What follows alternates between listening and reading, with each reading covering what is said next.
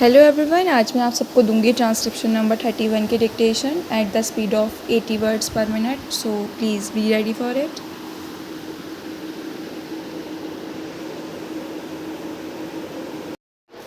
Start.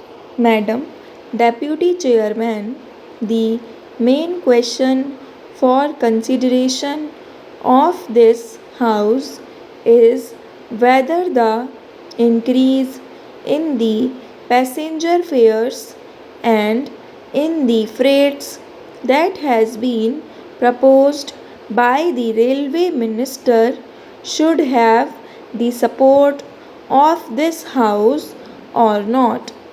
I have been listening with some interest to the speeches so far made, and they are all unanimous on one point, namely that there should be no increase, particularly so far as the second class passengers are concerned.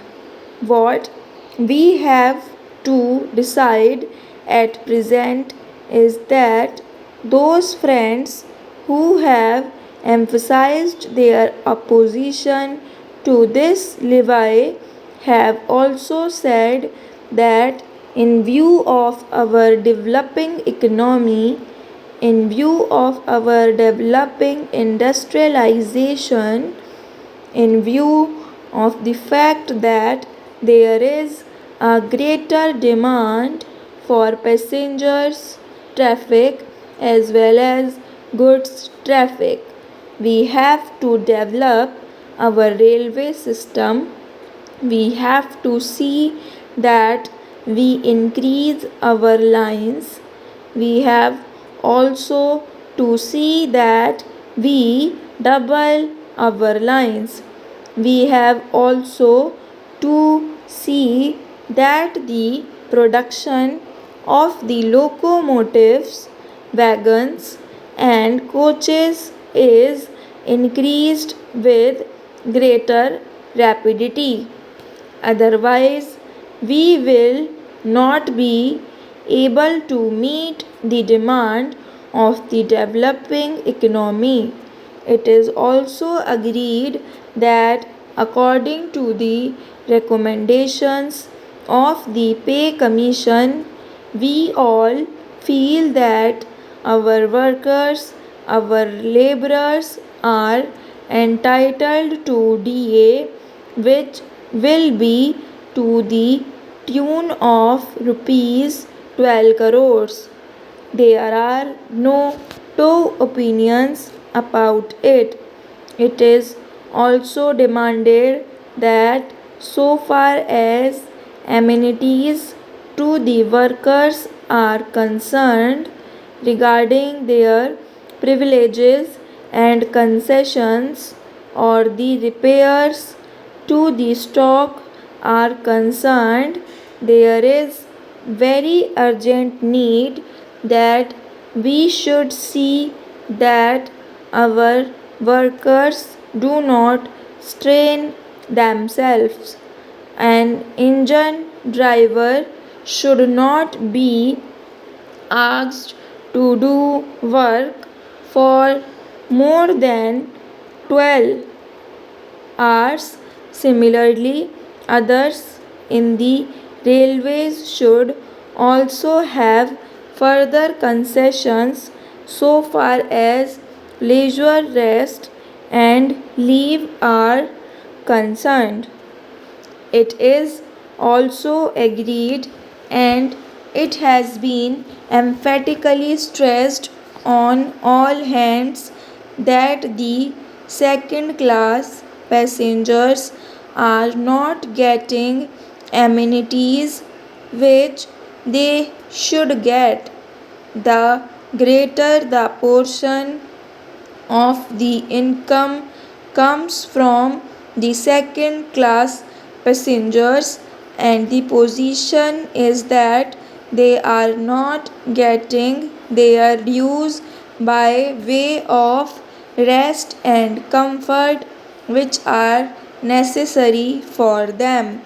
I appreciate that effort is being made so far as sleeping accommodation and provision of fans to the second class passengers are concerned.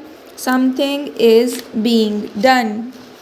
But this does not touch even the fringe of the problem, and when we see the second class passengers huddled together like cattle, not even having sufficient air to breathe in, we feel that there is something seriously wrong with our railway administration. We have also to see that the shortage that we had about the supply of wagons to the coal mines and to our steel industry is not there, madam. It is a strange chain of events that the minister who was in charge of steel and who gave statements in a way implying that the railways are not doing their part well is now saddled with that responsibility, and I am sure he must feel double responsibility because he knows how the industry has suffered or was likely to suffer. As the Minister of Steel, he charged the Railway Ministry of not doing things which should have been done. So now these are the problems that we have to meet, and the question arises how to meet them. I quite understand that there could be some economy affected in administration. I could also understand that by tightening the administration and seeing that there is not much of ticketless travel, we could improve the position.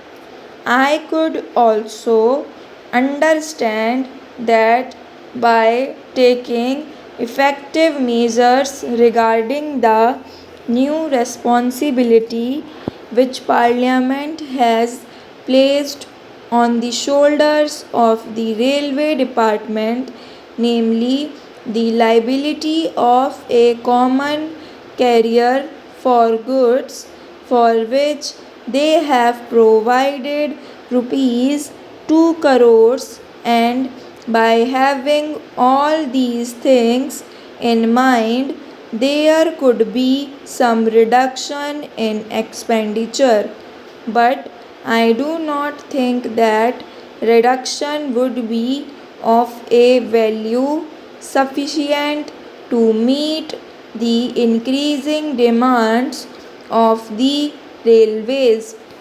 That is the problem. It is true that it will be hard to increase any fare. It would be hard to increase any freight. We do realize and we do appreciate it, and as representatives of the people, we do feel every day that our people are being taxed more and more. As regards freight, madam, my own view is that so far as food articles are concerned, this proposal should be modified just as there has been a modification in the case of giving encouragement for exports and in certain other respects. Similarly, I feel that so far as food articles are concerned, the proposal should be modified, and on the other things, these freights may continue as proposed. In this way, the danger that has been pointed out by honorable members, and to a certain extent correctly, that if the prices of food articles go up, that would create difficulty, would be avoided. Stop.